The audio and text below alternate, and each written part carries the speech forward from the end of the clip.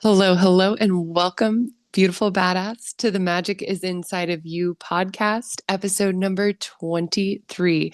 The podcast designed to empower and inspire you to tune and tap in and turn on the magic that is already within inside of you so that you can release self doubt, anxiety, and limiting beliefs and step into your power, owning your badassery so that you can truly live a life that fills you the fuck up from the inside out and create what you truly desire and the impact that you truly desire.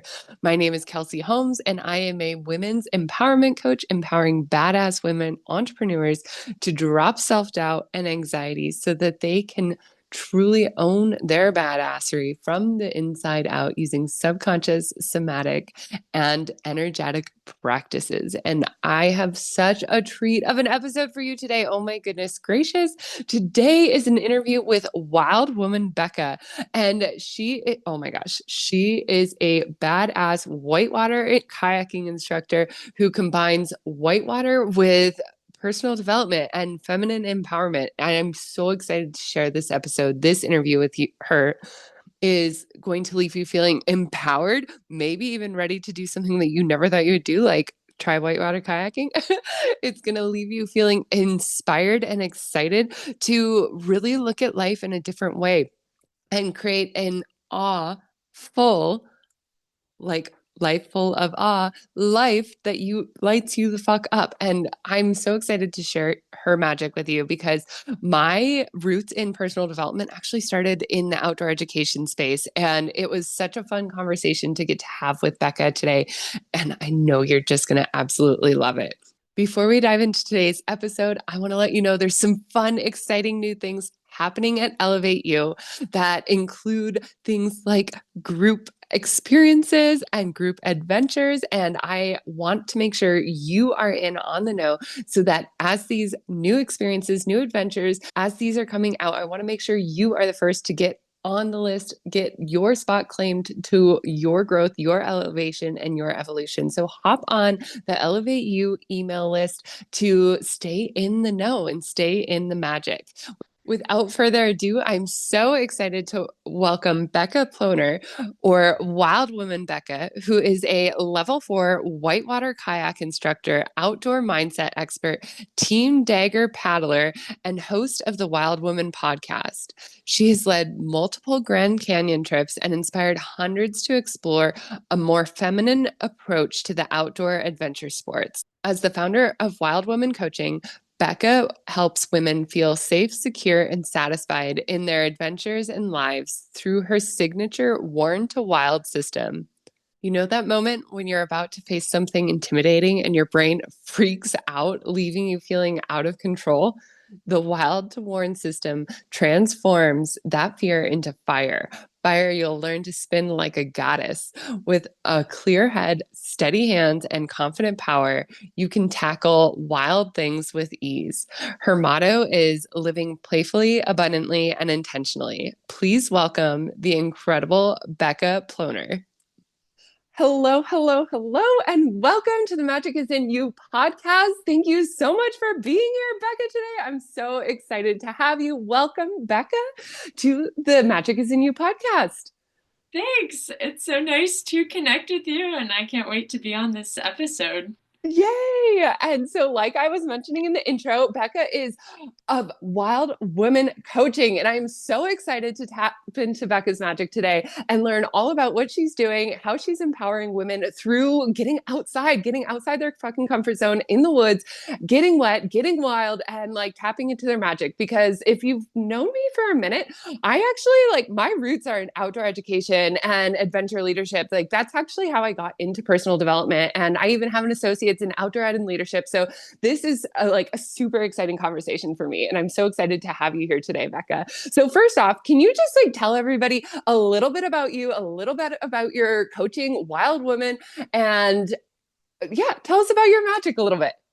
Cool. Sure. Yeah, I love that you also got into this like interpersonal or like personal development stuff through the outdoors. Mm-hmm. I think it's a common path, but also like sometimes overlooked. Like I feel like at first glance, if you like go to my profile, like maybe at this point you don't see like adrenaline junkie, but like if you I feel like I get that question all the time of like, oh, you teach whitewater kayaking and it's like you run class 5 and you run class 4 and it's like they immediately think I'm all about like how to send the biggest stuff and like how do we get better so we can go farther and bigger and like more gnarly.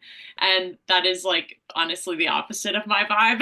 Like it's like how can we make the gnarly stuff feel really chill and feel calming and like centering and then like yeah, a lot of the work that I do is centered around whitewater because that's my main sport and the thing that lights me up the most. But I also rock climb and mountain bike and have my main sport is whitewater kayaking, and that's what a lot too. Honestly, every single one of them right now is a whitewater kayaker. But I've also worked with cavers and climbers and mountain bikers and snowboarders and backcountry skiers. So like my work applies to so much, just like I'm sure most coaches' work like can be applied to anything basically. Um, yeah, but where I love working and like where the magic comes, I feel like comes out most naturally is through whitewater. And I really like take a lot of it's like whatever comes easier for someone in terms of personal development. It's like, should we talk about career or relationships or I don't know, like whatever the thoughts are going on in your head.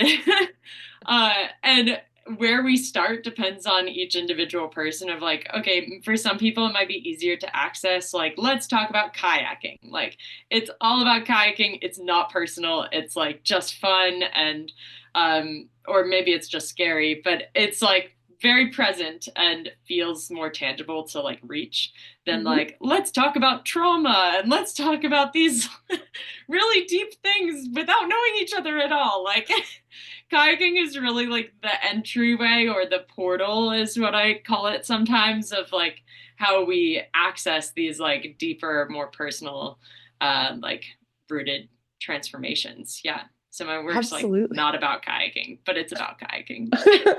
I love how you described it as the portal to the transformation because yes, there can be like the surface layers of being scared of rolling or of the bigger whitewater of all of these things that like come up when you're doing gnarly scary shit that you could like that actually has some high consequences sometimes. Yeah. Like all of those feelings always come up when you're outside and you're doing these scary things. So even though it's not like it's kayaking on the surface, it's all of the under things that actually are coming up on the river when you're out in the activity. And like you said before, it's not just whitewater. It's like when you're going underground, when you're caving, it's when you're on a crag and you're like leg is shaking like a fucking sewing machine needle because you're so nervous because that next hold is just 2 inches out of reach. It's like all of these different moments when you're outside, when you're pushing yourself, when you're pushing your limits outside, that like your stuff comes up and like can be worked on and worked through.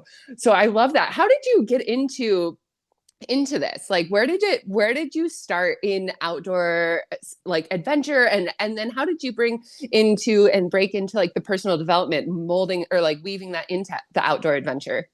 Good questions. So I sometimes I respond to this first question in two different ways. The first one is like that I have always been outdoorsy, and then the second one is that I've never done outdoor sports. So they sound very different until college.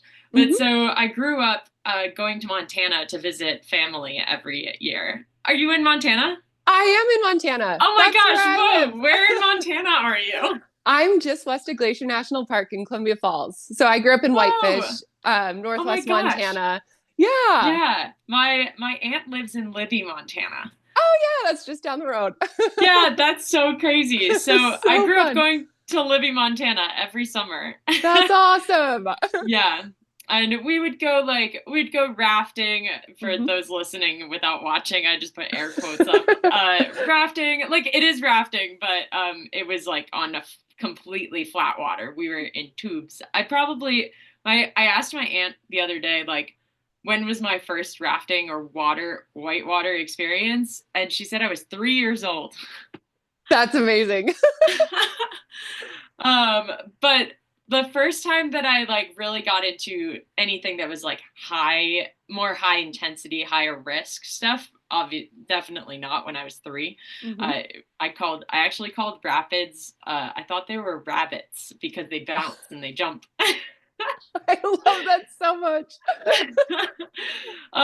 But so I have like a long-term background in outdoor stuff. Hmm. But it was always like the lower intensity stuff. And then I started getting into the high intensity, like higher risk stuff like rock climbing and whitewater kayaking and whitewater rafting. I actually got into rafting and kayaking at the same time. In college when I switched my major. I went through like a quarter life crisis. I was like 20 years old. I everything I knew was music related, which is Ah, so different from what I do now in some ways. Now I see how I pull it into my work as well, but yeah, I was a music major in college okay. and I That's marched awesome.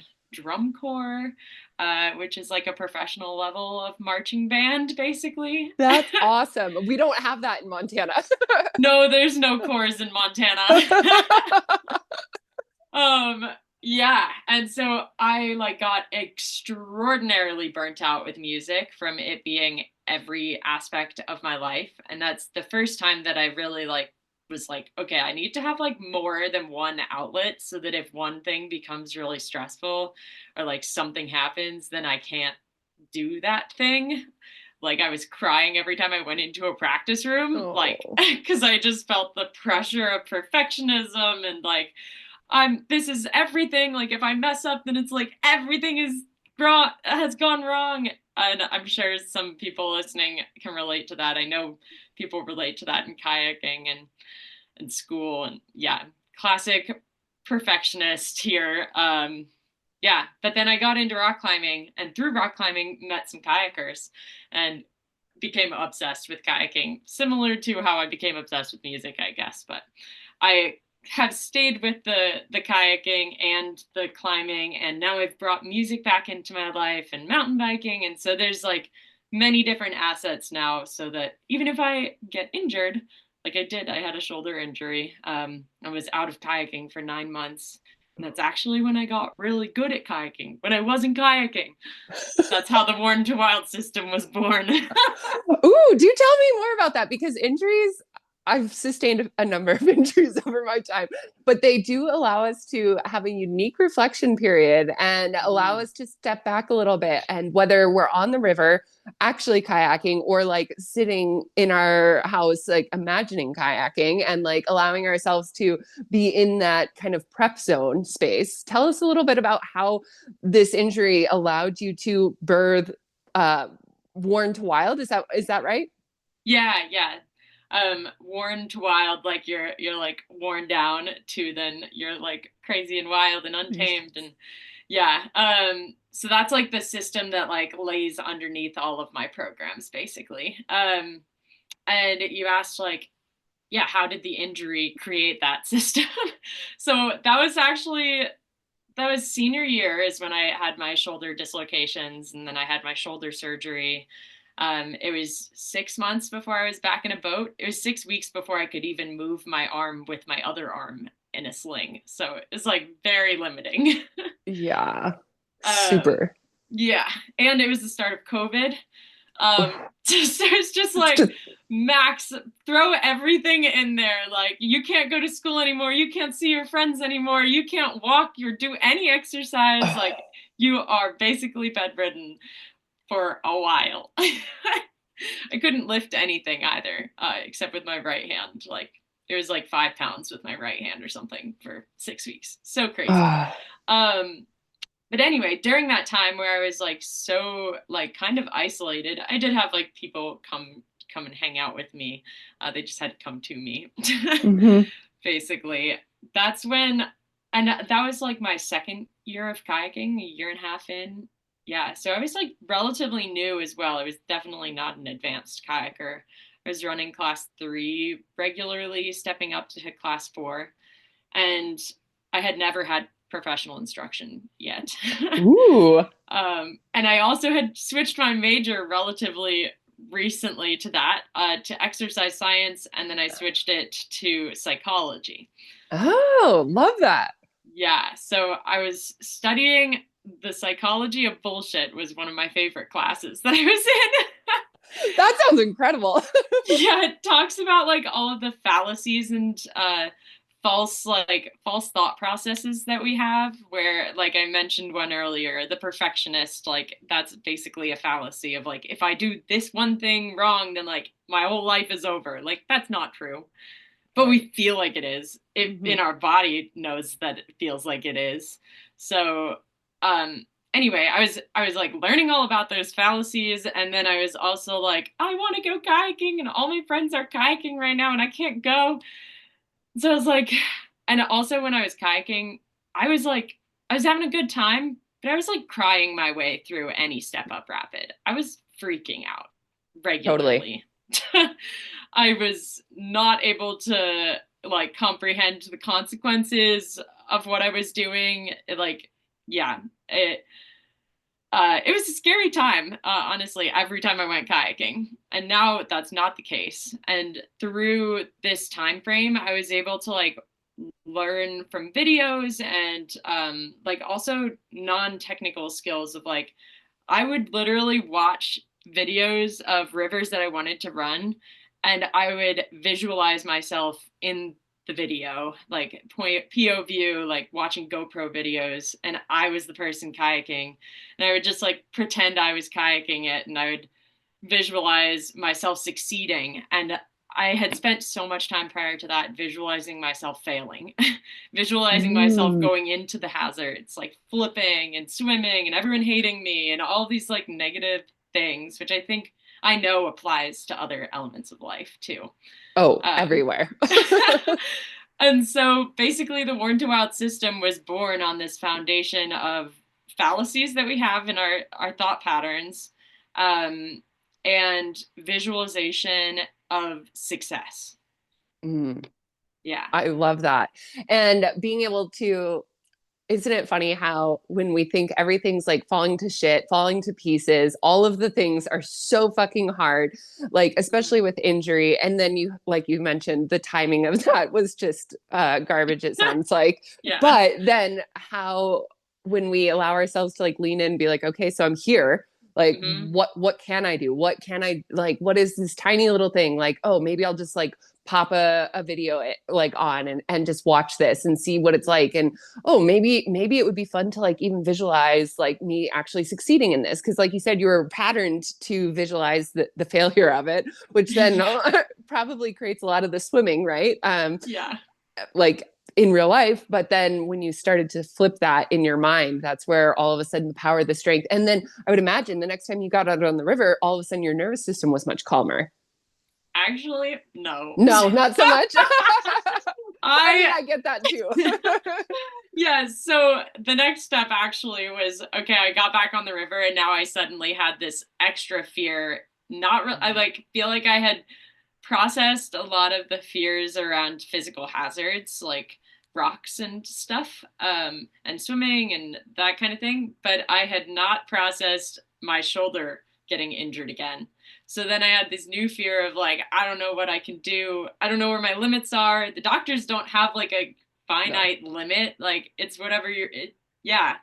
So I had to like get in tune with my body again. And that's where the body element of the Warn to Wild system kind of comes in of like, I feel like I had also, it felt, it felt like, I don't know if how I knew this exactly, but I could just tell that my body was freaking out, even though my mind wasn't.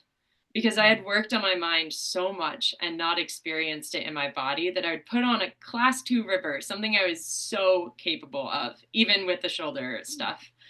And my body would be like shaking, I'd be nauseous and like still like feel like I want to cry. And I was like, what's going on? Like, I'm not scared right now. I know I'm fine, but like my body is freaking out. And so that's where I took some meditation courses and like I learned a lot of like centering in my body and grounding my body and applying those things to the river as well so that I could basically like teach my body like it's okay. You got this. Like, you know what you're doing. Yeah, so I kind of trained it in this like two-step process of like, first, let me figure out my mind. And then Mm-hmm. second, let me figure out my body. And then let's like merge them together so that I can like step up. And within like the next like year or two, it's hard to remember exactly when I ran Mm-hmm. things, but like not soon after I was fully recovered from my shoulder surgery, I started stepping it up like way more and leading things and running rapids without the like crying as I'm running new rapids. Because before I was still stepping it up. I was like getting, I was progressing pretty quickly as a kayaker, but I was progressing like skills wise and techniques without the mindset of like, I can do this. It was always Mm-hmm. the, I am doing it. Yes. Like forcing myself to do it like aggressively. Everyone says just send it. I'm gonna just send it. And I know that I can do this, so I'm gonna do it.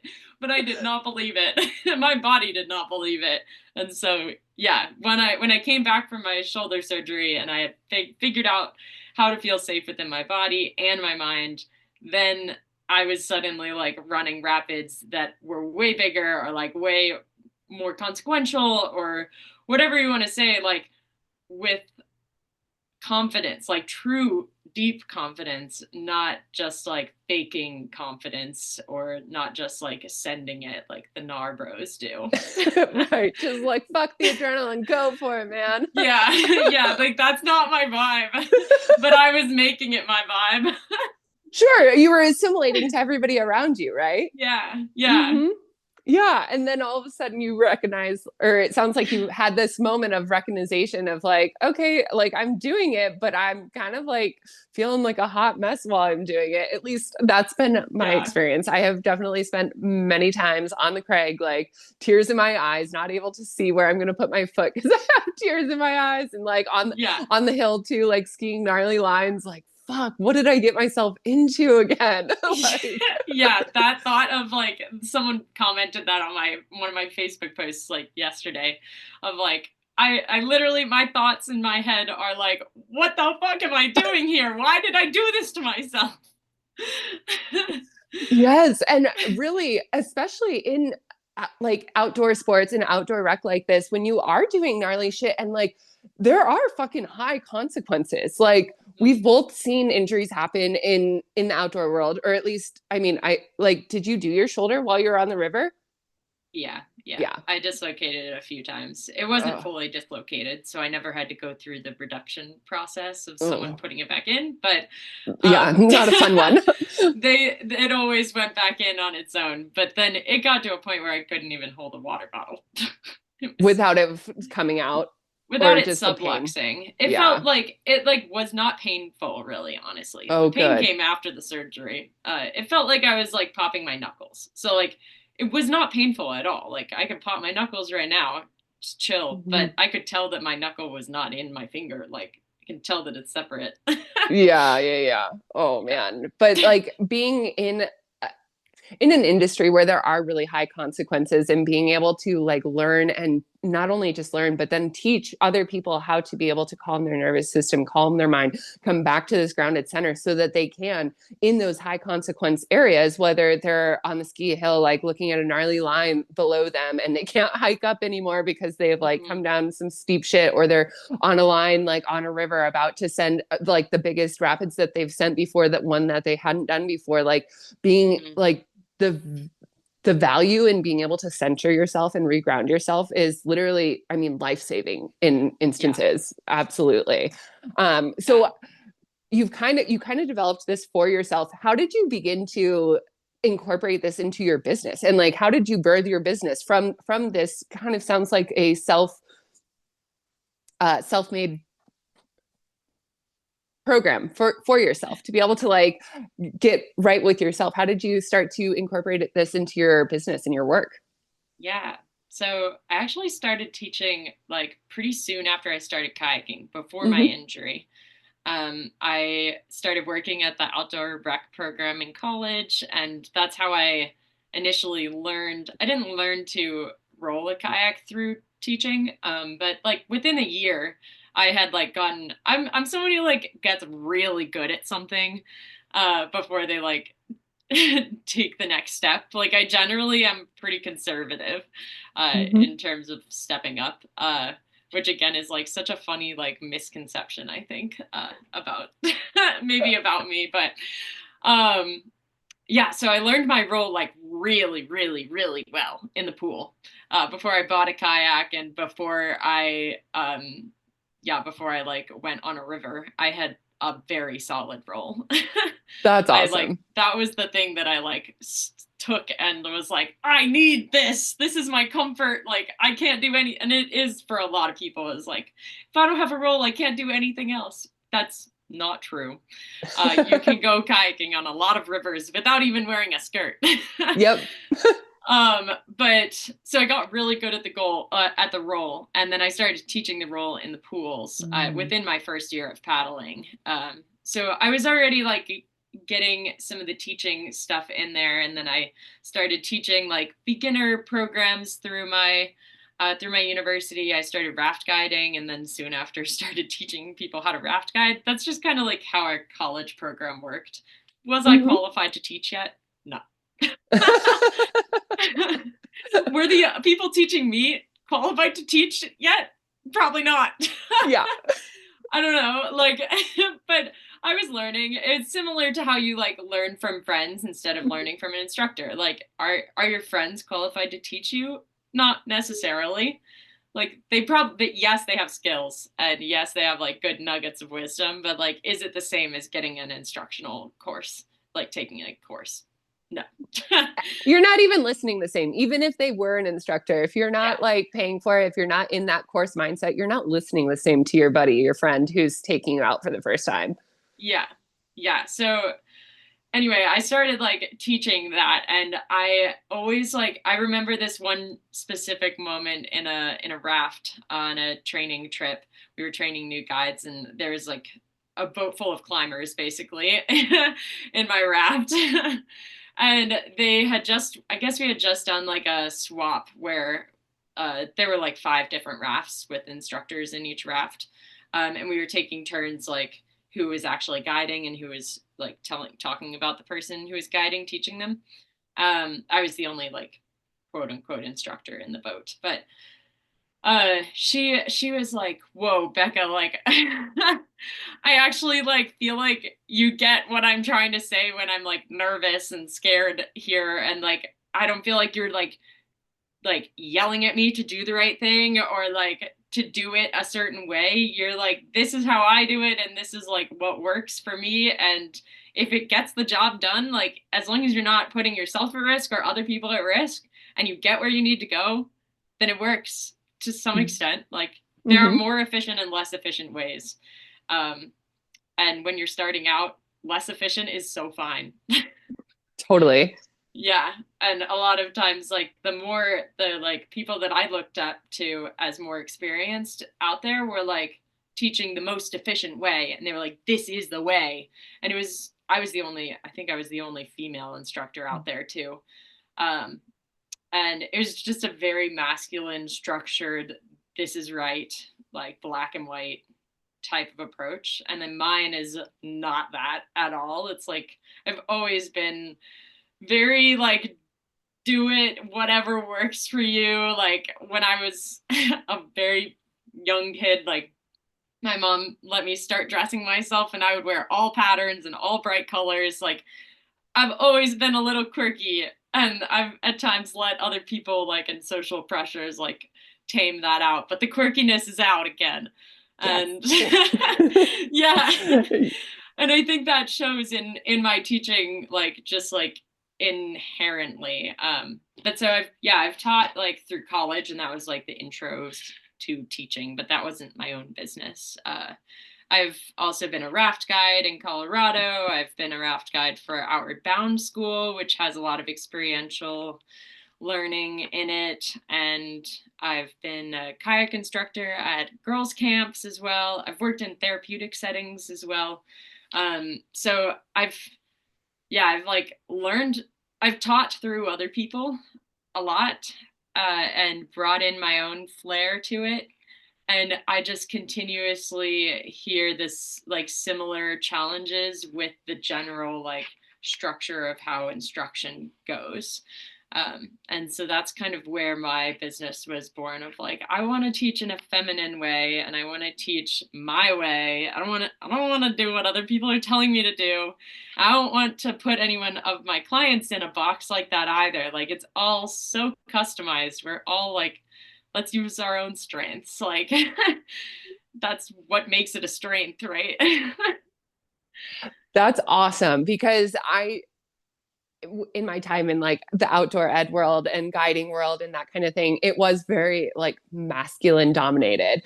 And I mean, just even in the sheer numbers, right? But also in the energy of the teaching and how we were learning and experiencing and doing these different technical things from that masculine lens. I always really appreciated my women instructors, and I didn't have the language at the time, but I recognize now in hindsight how they did bring like that different feminine energy into it versus like, you know, the dudes who are just like, all right, we're going to do this, and then just go and like head on, like figure it out, FIO kind of vibe versus like that, like, okay, we're going to like think about this. We're going to like breathe for a second and like, what do you think is the best thing? And like having a little bit more of like intention and introspection through that feminine guiding and instructing in the outdoor world, I think is super, super cool and super exciting to see more of that coming about because it is very different than what is offered to the in mass, I think. Yeah. So I also talk about like cycles and sensuality and like a lot of our body stuff, body wisdom. And I feel like that's like really not like the mental, yeah, like you said, like the mental side and the introspection is like not talked about too much. Um, Mm-mm. yeah. But it also can be like a very experiential process too. Some people like want to know all the details before we start. And really that is a discomfort with uncertainty. Absolutely. I And need to know so as much as possible before I can even like begin this. yeah. And so like I'll like I do have that background in the masculine structural like ACA certified kayak instructor. Um I was having a conversation with someone else about how like militarized the ACA is sometimes, which I love the ACA, the American Canoe Association, and I've gotten fantastic instruction. But yeah, they were very strict with your technique and like this is the right way, and if you don't meet these requirements, you don't get the certification. Like Mm. that is yeah, they were very nitpicky. But I'm grateful for that because I do have clients who want to know every single detail, like a lot. And I'm like, I am being stretched right now. Like, I know this does not matter, but I also know that you really, really want it. And I have it somewhere deep in my brain. So I'm glad that I have that capacity to give that, and also recognize like, oh, this is actually like you're really uncomfortable not knowing, and you don't Mhm. know a lot in whitewater sometimes. Like you have to put Especially yourself in learning. situations that are changing constantly. The river is not the same. It's not Mm-mm. stationary. It's different than like rock climbing or mountain biking. I mean, like, yeah, rocks can move and stuff, but like the river is fluid. It is never, you will never touch the same water twice. So, No, it yeah, literally is different day to day. I yeah. mean, here in Montana, we have a bunch of snow melt. So, like, for example, you go out and float one day or paddle one day, and it's like, you know, one way. And then the next day, it's literally 2 feet higher, and the river looks completely different.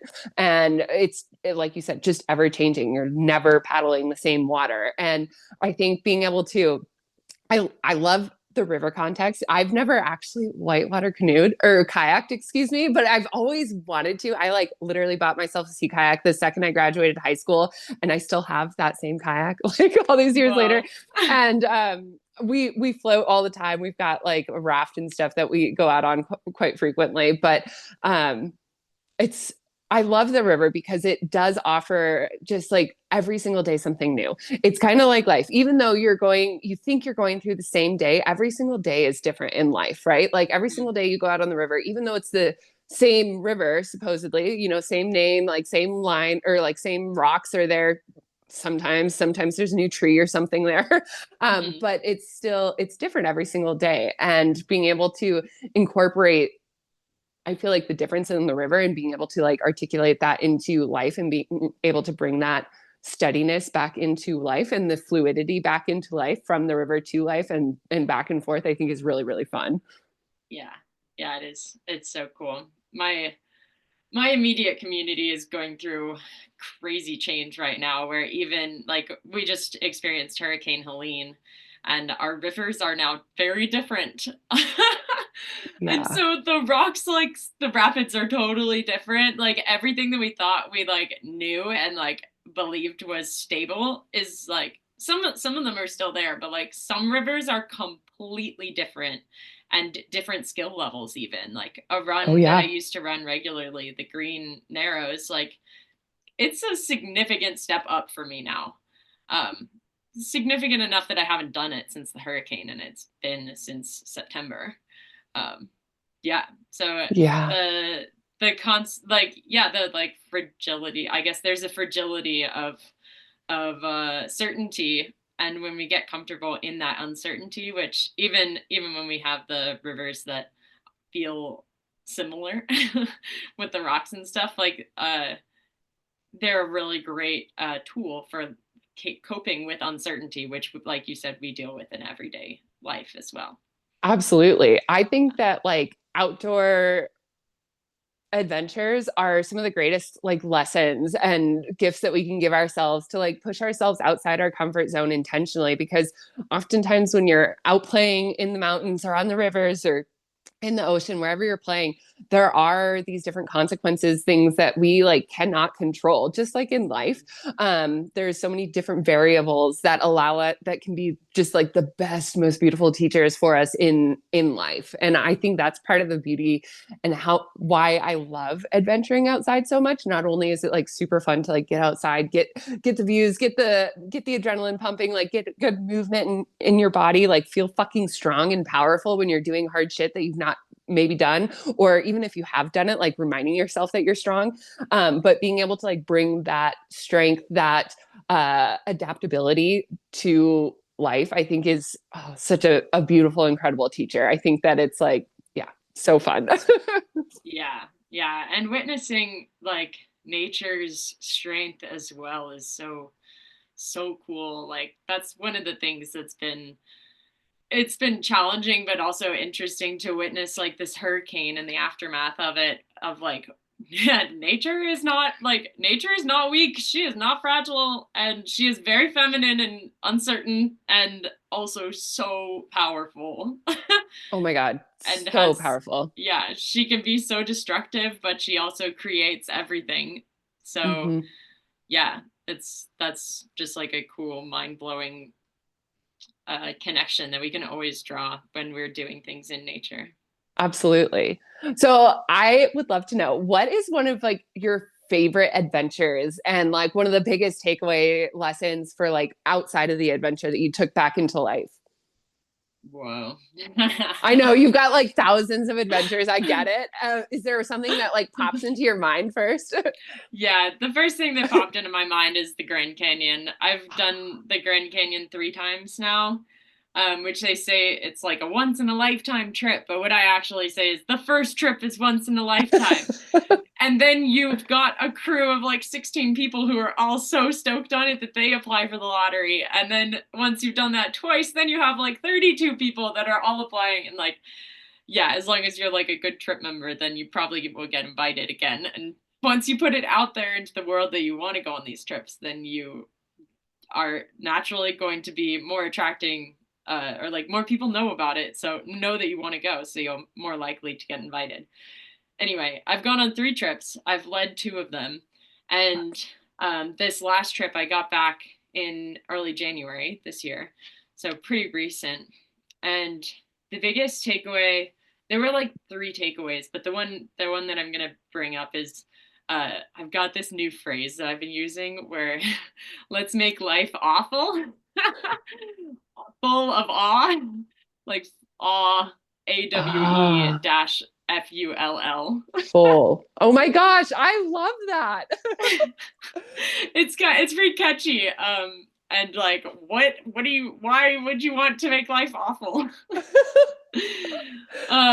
But yeah, and it just makes me laugh. But like, I feel like one of the things I noticed when I'm on these big trips, I was out there for 21 days, and every day you're just like in awe of your surroundings and in awe of like the group's dynamics and like in awe of the simplicity. Just there's like so much awe. It's like fully immersed in that. And I love living here in Asheville where like I also feel awe all the time, and it's pretty easy to tap into that with seeing like I can literally go outside and see the mountains. I'm sure you can relate to that with living in Montana too. Um and yeah, so bringing more awe into my life and filling my life with awe, Mhm. um, and that's in kayaking too, and that translates into like another one of the like tenets in the Warren to Wild system of celebrating and owning your successes and owning your skills. Like those are all awe points as well. So Absolutely. filling your life with awe and celebration and appreciation. Oh, I love that so much. And I love that, like, obviously the Grand Canyon is this epic trip. And like you mentioned, like it's like a once in a lifetime, but then all of a sudden you like, I have not been on it, but I actually got an invite for this March and I just couldn't quite make it happen. But the It's a gal who big trip invited to make me, happen. it is, yes. It's a big commitment for sure. But the gal who invited me, it was going to be her like fourth fucking trip down the Grand Canyon. I was like, oh my gosh, you got in, and she's like, oh yeah, this is my fourth time. I was like, what? But you Yeah. can obviously find the awe very easily in an epic trip like the Grand Canyon. But we can also, if we are intentionally paying attention, we can find awe in our everyday. Like I Mm. have the shades drawn because it's all sunny here right now. But normally I have this epic mountain view from my window, and I can sit here in my office with the shades drawn and notice, oh, there's just like a peak of light that's coming through the shades here, and it's like so pretty. Oh, and it's making this plant of mine twinkle just this like little bit. Like we can find these tiny pocket moments of awe in the most simple tiny things if we're paying attention, if we're seeking out and intentionally looking for those awful moments in our life, right? Like being able to Yeah. actually intentionally filling our life by noticing, by paying attention, and with our intention to notice on purpose those tiny moments of awe and bliss, because they are all around us every single day, whether it's on an epic adventure down the Grand Canyon or if you sitting in your office and you just notice a glimmer of sunshine like coming through the blinds in just this really beautiful way. Awe is all around us. We just have to pay attention. Yeah. Yeah. Our society has like basically trained us to focus on the negatives, and also like not even just society, like human nature. Like Yeah, we gotta stay alive. absolutely. Yeah. And to stay alive, we gotta perceive threats. Mm-hmm. And we gotta like improve. But so that means that we have to be intentional, like you're saying, about picking out the pieces of awe and about staying present. Yeah, so that's kind of like the first like step in the system, I call it, is fueling your fire. And that's where you've got to start training your brain to pick out the awe, to be intentional. Otherwise you're just going to keep focusing on the negatives, and you're just going to Mm-hmm. see more negatives and see the things that you lack and scarcity and blah, blah, blah, blah, and suddenly everything sucks and you are going nowhere. Right. What you focus on expands, right? A Like hundred naturally, percent. our brain is really good at Yeah. focusing, and what you focus on expands. And like you Yeah. said, it's biologically driven in our mind to focus on the negative things. Because Yeah. if, like back in the caveman days, if there was a saber-toothed tiger down that trail that you thought berries was on, you're going to fucking remember that so that you don't go down that Mhm. trail again. There might be another tiger down there. But if there's like, that's like how our brains are programmed. And so when we can 100%. understand that our brains are programmed to look at the shitty shit in life, then we can intentionally bring back the intention and refocus on what we actually desire. Like when you're focusing on failing on a specific river line, what do you end up doing typically, right? Like, Yeah. versus when you focus and intentionally visualize yourself like succeeding and feeling like this strong, capable badass at the end, you're so much more likely to fucking send it super clean and well, right? Yeah. Yeah. Yeah. And doing it in a like in a non-judgmental and like not like forcing yourself to like fake it till you make it, and it like validating like, yeah, these hazards are there, and like, yeah, sure, this shitty thing happened in my life, and like, look at all these amazing things that happened. Like, both are true. We Yes. have capacity to see both of them. Absolutely. The duality can exist. We can look at the hazards, for example, on the river that we want to make sure we're not going to get tangled in. And then we can also like focus on where we do want to go, right? On the river. Um, I mean, I haven't actually trained or as a guide or anything like that, but you always point positive on the river, right? Right. Like when Yeah. you're on the river, you're not going to point for your buddy who's upriver to something that they want to avoid. You point positive. You point towards the direction that you actually want to go. I guess Yeah. is that right for teaching Yes. river etiquette? Okay, that's what I Yeah. thought. Point positive. So when you think about bringing like river stuff into life, like fucking point positive on purpose for your life as well, right? Like focus on where you want to go, not where you don't want to go. Yep. Yeah. And even on like the ski hill, like I ski a lot. And my husband's a snowboarder. I see your snowboard behind you.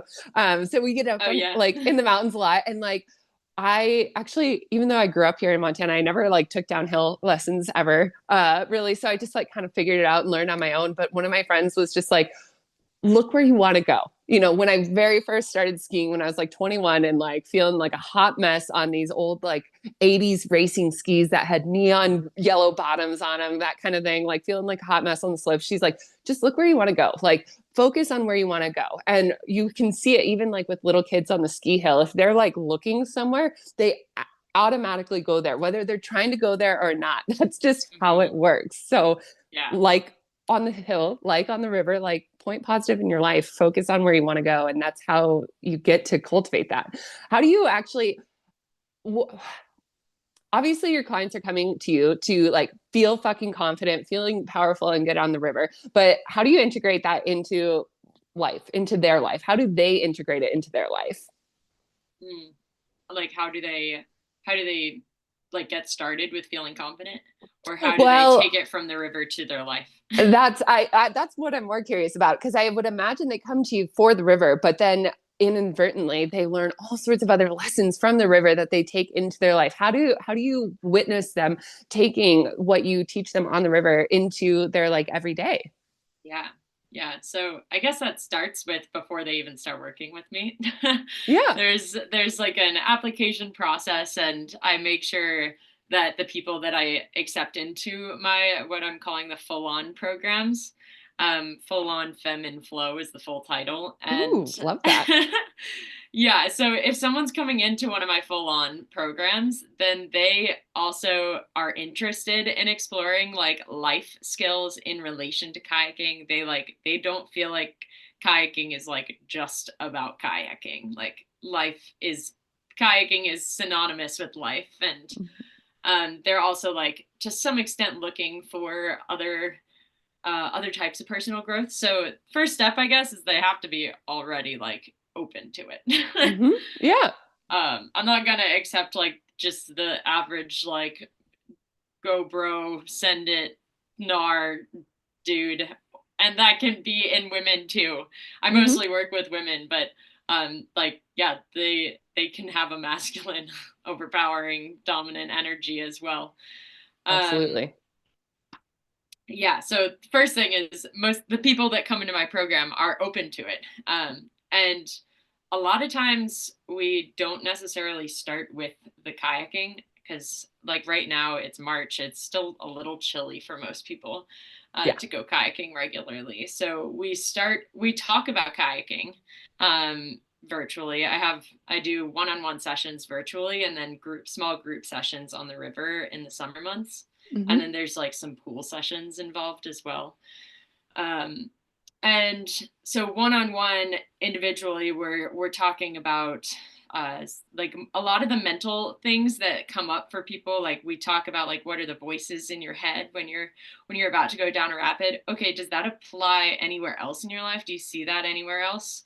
And usually they're like, no, no, no, and then they're like, oh shit, yeah, yeah.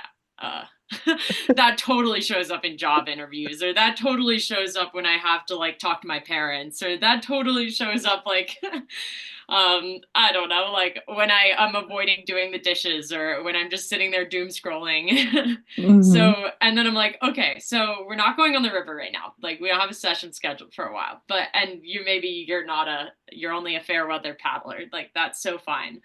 But you do have the opportunity to practice this skill through not doom scrolling, or like through saying what said you were going to say, or do what you said you were going to do. um, and yeah, you can practice that exact same skill here, totally unrelated to the river, and you see how this is going to like step by step get you to taking more powerful strokes on the river. Do you see how like the theme for last week was everyone basically it came up in every single session, where everyone was like playing small. By that I mean they were like getting literally like they sit in their kayak. You can look at a picture of people. Maybe I'm not necessarily talking about, we didn't actually like look at pictures, but like they can tell that they're like taking up less space. They don't want to be a burden. They don't feel like they're good enough to be in certain groups. They're scared to like invite other people because they feel like they're not going to want to kayak with me. And so they get really small, physically or just like metaphorically, but they feel like they're just like, I don't want to exist, basically. I don't want anyone to see me. And so we practice literally an exercise where we like get as small as we possibly can. We're like in a cannonball and all our muscles are tense. And I just have them witness, like, what do you feel like when you're literally this small right now? And how does that feel when you're on the river and you're in that experience? Do any of these like feel similar? And they're always like, yeah, for sure. Like I'm tense. I'm not breathing fully. Like my muscles are like tight as well. So I'm not able to like fully take up all of the like the space that I need to take a full stroke. Hmm. Um, and then we'll practice usually with some music and guiding and stuff. And we'll practice like growing and expanding and then like taking up so much space and like walking around the room trying to touch every piece of air in every corner. And then we come back and check in again. We check in at like multiple different points. And it's like by the end, they're like, oh my gosh, like I can breathe. I didn't realize I wasn't breathing. And I'm like, do you see how breathing is helpful in kayaking too? Do you see how like you could probably take a much stronger stroke right now? You feel like so powerful in this position. And sometimes there's also like vulnerability in being big as Yes. well. And like when you're big in a roll, for example, like we practice being small in a roll Hmm. first when you tuck and you don't want to hit rocks because you're upside down. And then when you actually need to roll up, you have to expand. You have to Yeah. open up and be in a very vulnerable physical position for your shoulders. But you have to do it. And Hmm. so we get comfortable with being in those vulnerable positions, and we can practice being in vulnerable positions that aren't literally physically vulnerable by just like going in public and just standing in X. Like that's vulnerable, but like, are you gonna get hurt? No. Like very, very unlikely. Yes. Yeah, yeah, that's kind of my answer.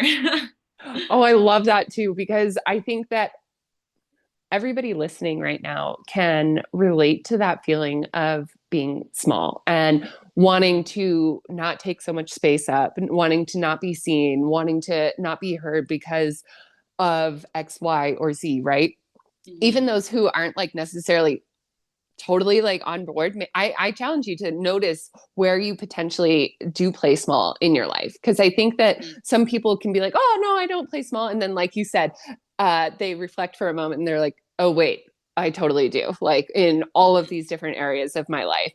And Becca was just like kind of physically showing us like how they actually like physically get down into the tiny little cannonball and actually like experience what it's like to physically feel small and be small, and like the contraction that you feel, not just in your body, but in your breath and your energy and everything. And then being able to expand, literally like reaching your arms tall, standing up tall, moving in, like taking up as much physical space. And the difference between those two, like the contraction and the expansion, and how that plays out, not just on the river, but also in life. And so that, I love that exercise. I think that's super fun exercise. I encourage everybody who's listening to just experiment with that exercise of like, okay, what does it feel like to be small and contracted right now versus like, okay, now that I've grown and expanded, how does this feel different? Like how do I feel now? Like, and then notice where you feel the safety and like where you feel unsafe, and being able to like kind of just witness that and play with that. I love that expansion exercise. It sounds like a super powerful one, and especially when you're relating it to rolling, which, like I said, I have not rolled, but I have watched a lot, and I can see where obviously when you're under the water, you want to be as small as possible because you don't want to nick a rock or anything underneath the water. But then as soon as you go to roll up, you have to physically make the movement, create the momentum to expand up and out of the water to get big, but you're still kind of in that like vulnerable state. And so being able to take these different mindsets and understandings and awarenesses from the river into life, and notice like, how can you expand into your life? How can you expand into where you want to grow into, not just to become like a better kayaker or feel more confident in the water and in the woods, but like, how can you do this in your life as well? I really, really love that so much. Yeah. Yeah. I feel like it's kind of impossible to teach in the way that I teach without it like going into your life, because I do the Totally. same. Yeah. Like if you're not confident, or if you're not like taking up space if you are taking up space on the river and not applying it to life, it's like, I don't understand how it would be possible, really. Yeah, no. If And you're not taking up space in your real life, then like you're also, there's more to expand on the river probably. So mhm. it's the same. It's all the same. Yeah. It's just like the kayaking, outdoor experiencing, outdoor adventuring is just like the tool. It's like the pathway to understanding all of these different aspects of ourself. Like Right. when I first started in outdoor ed, it was because I wanted to overcome my fear of heights. Like I didn't know what adventures in personal development was. I just knew that that was the only class that used the high rope scores. And I was like, well, I'm fucking petrified of heights and I don't want to be scared of heights anymore. So I'm going to just do this class. And Yeah. all of a sudden it's like, oh, now I'm learning all these other things about myself that I had no idea about. But it was just because like you want to overcome that one little thing that you think is the thing, but it's actually all the other things underneath the thing. 100%. Yeah. I recorded an episode on someone else's podcast recently, and we talked about it on my episode too. We did a little swap, Mm-hmm. and we talked all about portals. Ooh. Yeah, it was actually the episode talking about psilocybin and mushrooms Uh-huh. and psychedelic experiences, and like that is an example of a portal, and the Grand Canyon trip is an example of a portal. She had also just gotten off, or was about to go on, and then yeah, both of them, we did 2 episodes. Uh-huh. So yeah, about the Grand Canyon trip being a portal, and about coaching experiences being a portal, and like it's really like comes down to the intentionality and having a system in place, or like having some sort of like intention behind it. Yeah. Mm-hmm. Yeah. Absolutely. Absolutely. And I like that word of, or that description of the portal, right? Like you can go into this experience, whether it's like a psychedelic experience or whether it's a 21-day Grand Canyon experience, or like maybe it's just one fucking line, like one line on the river or one line Mhm. skiing on the mountain. And like that one line can be your portal to like so much fucking expansion. Yeah. It's And wild. sometimes they're intentional, and sometimes they're actually by accident. You're like, shit, I had a portal. Ah! Like the injuries, like I didn't try to get injured, but like it was a portal. uh, Absolutely. Yeah. Sometimes you just like get sucked into the vortex of like this other portal that you didn't necessarily mean to go to, but you kind of got a yeah. little close and you got sucked right in almost, right? Yeah. Yeah. A coaching experience is like, oh, I chose to go into this portal. Like I'm choosing to grow and expand and like work on this thing. Or, Mm-hmm. yeah. Yeah. Oh, that's awesome. Well, I thank you so much, Becca, for coming today and sharing your light, sharing your magic. I want to be mindful of your time. Is there anything else, like any little magic nuggets that you want to leave everybody with today, or like any challenges or anything that you want to leave everybody with today before we wrap this up? Mm, that's a good question. Let's see. I think like just continuing on the like that first step of the Warm to Wild system is fueling your fire, and like second part of it is romanticizing your life. And so like what are some ways that you can operate out of like fun and pleasure and excitement and joy, like in even in the mundane things, like we mentioned, the awe, fill your life with awe, like become awful.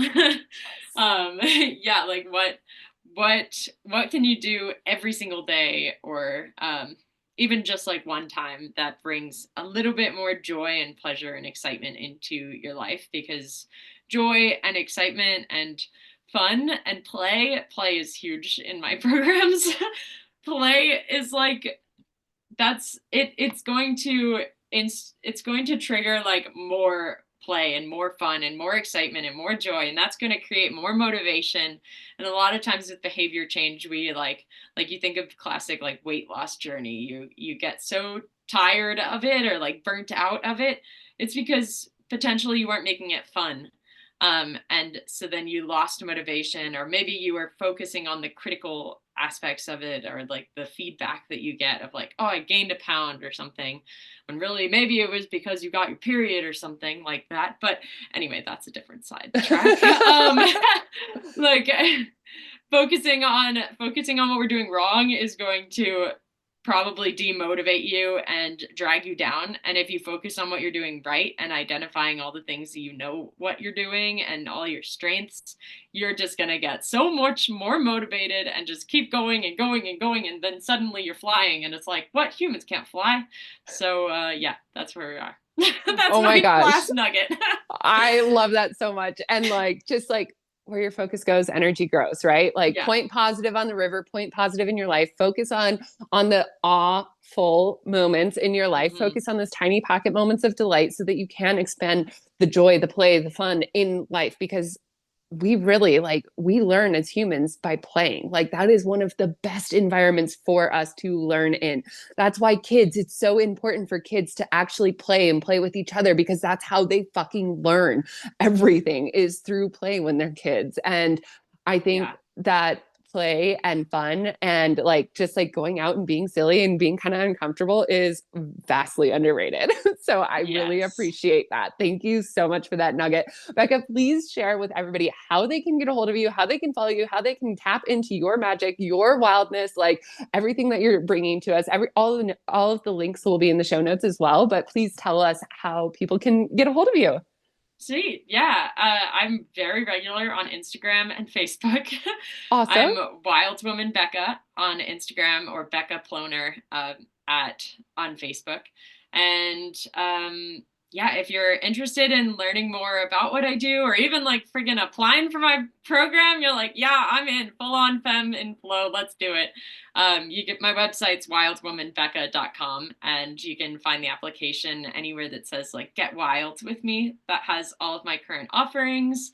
And yeah, I've got a free resource packet that you can sign up for. It's called the Own Your Shit in Adventure and Life packet. And it's really all about like owning, it's like figuring out what those critical pieces are that you're like, oh, these are all my insecurities and all the things that I'm doing wrong in life. And then also figuring out where your strengths are and owning both the shit and the shit. Like, let's Yes. run the shit. Like, I'm so good at this. Yeah, so that's got like 9 daily habits that you can tap into, and it's got 9 journal prompts. And it also taps you into my email list, which has like a 5-day romanticize your life challenge included Oh, in it too. So you get all of that for that one form that you fill out on my website. So Oh my gosh. yeah. I love that. That is so incredible. Thank you so much, Becca, for coming on the Magic is in You podcast, sharing your magic, sharing your light with everybody. Go connect with Becca. She is such a badass. You are going to love her Instagram. It's so fucking fun and inspiring. And I am like already itching to get out on the river now. I'm so excited. Thank you so much for being here today, Becca. And I hope you all have a beautiful rest of your day in love, light, and gratitude. Peace.